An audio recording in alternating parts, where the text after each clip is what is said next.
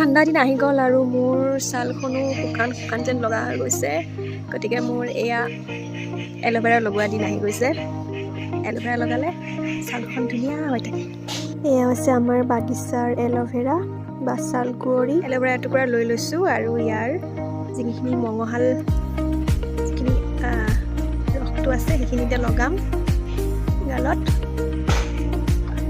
মই মুখত ক্ৰীম বা কিবা তেনেকুৱা ধৰণৰ বস্তু ইমান লগাই ভাল নাপাওঁ, সেয়ে এনেকৈ মই এল'ভেৰা লগাওঁ।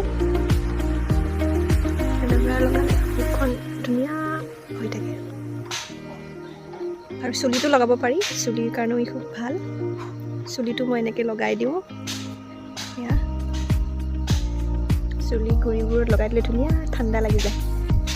আৰু ঠাণ্ডা দিনত বহুত উফি হয় ন, গতিকে এনেদৰে চুলিত লগাই দিলে চুলিবোৰ ধুনীয়া হৈ থাকে।